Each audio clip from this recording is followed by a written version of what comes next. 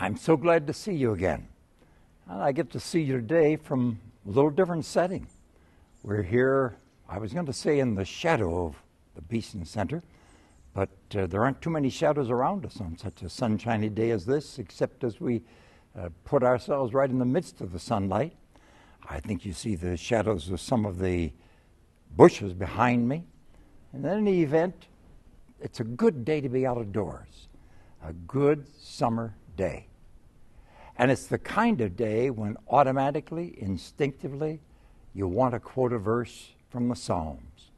You want to say, "This is the day which the Lord has made. We will rejoice and be glad in it." Am I right in guessing that you find it much easier to say, "This is the day the Lord has made," when it's a day like this?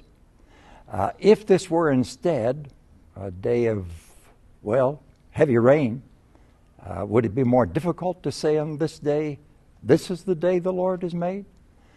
We like to think of those days that are especially beautiful and credit them to the Lord. The other days, the days that are overcast, whether it be nature or the circumstances of life, on those days, it just doesn't come as easily to say, "This is the day the Lord has made." But the fact of the matter is, each of the days, the psalmist would say, is a day the Lord has made. And when you stop to think about it, you need a good balance between those days. You see, if every day were like today, day in, day out, day in, day out, week after week, month after month, year after year, indeed, just week after week or month after month, we very soon would have a desert region here. The green grass upon which I now look would be first faded, and then flat out brown, and then it would be barren ground. You have to have some balance in your days.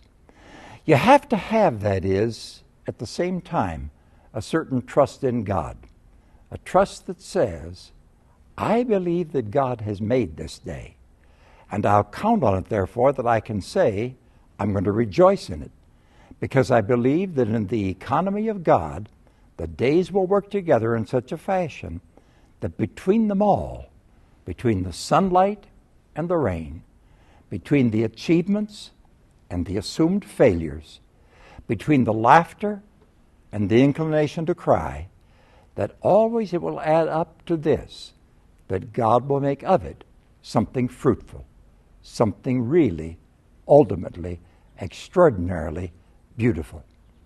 So, the point of it all is, I guess, to learn how to so trust God and so believe in God's knowledge of the eternal economy, so to speak, that any day, whatever its circumstances, one can say the same thing.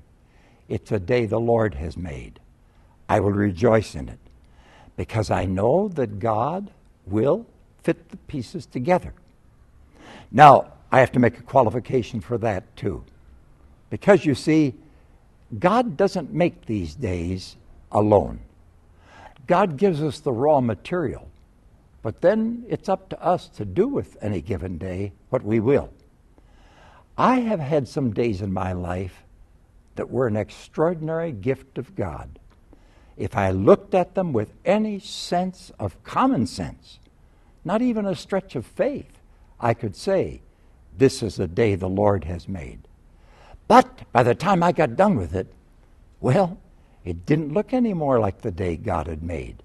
I had done enough stupid things with the day, enough unfaithful, doubting things with the day, that it was no longer a beautiful day. I had ruined all that. I had brought into the day elements that were in opposition to the purposes of God. Isn't that a shame? So, I can't leave it simply in God's hands and say, "It's a day the Lord has made." I need then to capture that day for God by the rest of that verse and say, "I will rejoice and be glad in it." That is, I will take the day captive for the kingdom of heaven. So today is an obvious day to rejoice. The sun is shining. The shadows are the shadows of wholesomeness. Everything about the day is cause for rejoicing, it would appear. But when it rains someday, I'll have to have that, or the grass would soon cease to be green. And if I know that God is going to put the pieces together, and if I am willing to work with God in putting the pieces together, well, bless you. Then this day which the Lord has made, in which I will cooperate with God, will bring about in total the purposes of God. And I can look then on a week, a month, a year, a lifetime, and say, this is the life the Lord has made. And I have worked with my Lord, so I shall rejoice and be glad in it. That's what I'm thinking about on this sunshiny day. God bless you and be with you wherever you are.